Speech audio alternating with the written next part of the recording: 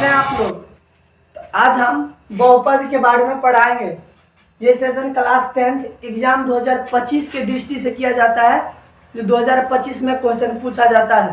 तो जो भी क्लास 10th के विद्यार्थी हैं वो अपना कॉपी पेन लेके बैठ जाएं और इस सेशन को बढ़िया से देखें। अब सब्सक्राइब कर दें, अपने दोस्तों में शेयर कर दें। तो चलिए यहाँ पर कौन कौन क्वेश्चन बहुपद से पूछा जाता है। सबसे पहले बहुपद की व्यापक रूप पढ़ना अनिवार्य है। तो चलिए बहुपद की व्यापक रूप। तो बहुपद का व्यापक रूप होता है a1x1 plus a2x2 plus a3x3 करते करते बहुपद हुआ। अब बहुपद में पहले जो है एक घातीय बहुपद होता है, द्विघातीय बहुपद, त्रिघातीय बहुपद। बहुपद को तीन प्रकार से बांटा गया, एक घातीय बहुपद, द्विघातीय बहुपद, त्रिघातीय बहुपद। समझ गए। तो यहाँ पर जो है अब हम देखेंगे पहले कि एक घातीय बहुपद। अब 2 नंबर में पढ़ेंगे एक घातीय बहुपद। एक घातीय बहुपद, एक घातीय बहुपद, एक घातीय बहुपद का व्यापक रूप,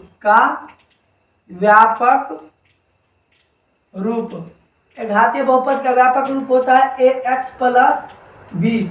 ये होता है एक घातीय बहुपद के व्यापक रूप। घात माने क्या होता है, इसके पावर में जो है एक है ना। घात किसे कहते हैं, जिसके पावर में सबसे ज्यादा मान हो एक्स वाई के पावर में। ये ए बी अचर मान हो गया। एक्स वाई के पावर में यदि सबसे कम, सबसे ज्यादा पावर हो, सबसे ज्यादा अंक हो यहाँ पर, उसे घात कहते हैं। जो कनपट्टा पर होते इसी घात कहते हैं, घात इंग्लिश में पावर। तो यहाँ पर नहीं कुछ है तो क्या है, पावर में एक है। यहाँ कुछ नहीं दिया रहेगा, समझ जाइएगा एक है तो एक है, इसीलिए इसका नाम पड़ गया एक घातीय बहुपद। आपको पूछेगा कि क्वेश्चन एक घातीय बहुपद के है ना घात बराबर क्या होगा। एक घातीय बहुपद के घात बराबर क्या होगा, घात बराबर एक होगा, है ना। एक घात बराबर एक। दूसरा क्वेश्चन पूछेगा एक घातीय बहुपद के शून्य की संख्या क्या होगा। शून्य की संख्या, सीधे शून्य की संख्या बराबर, तो शून्य का संख्या एक होगा, है ना। शून्य की संख्या भी क्या होगा, एक होगा। चलिए तो इस प्रकार से जो है एक घातीय बहुपद हो गया।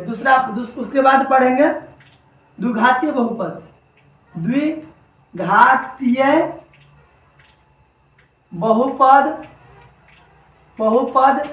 के व्यापक रूप।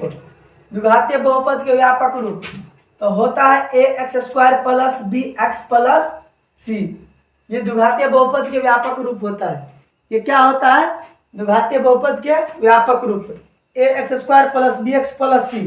द्विघातीय बहुपद देखिए पावर में कितना है, x पर 2 है कि नहीं, इसलिए इसका नाम पड़ गया द्विघातीय बहुपद। पूछेगा द्विघातीय बहुपद के घात बराबर, द्विघातीय बहुपद के घात बराबर पूछेगा। तो घात में कहते हैं 2। तब पूछेगा द्विघातीय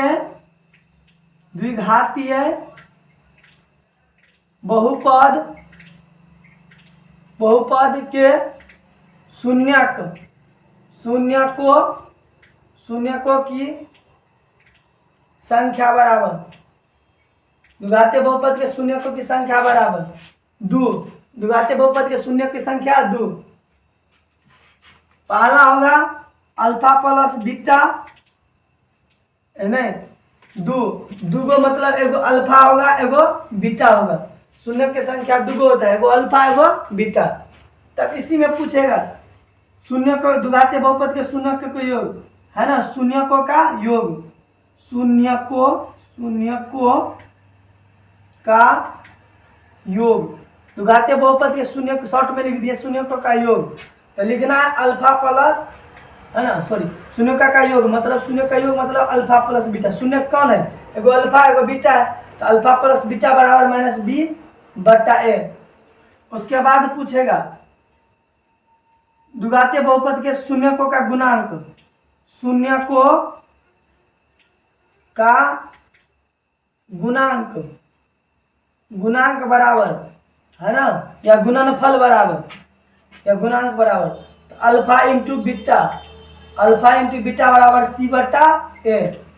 तो इस प्रकार से जो है ये होता है, आप लोग समझ गए होंगे, इस प्रकार से होता है। उसके बाद होता है त्रिघातीय बहुपद, तो हम इसके बाद बताने वाले हैं, उस सेशन भी देखना नहीं छोड़िएगा आप लोग।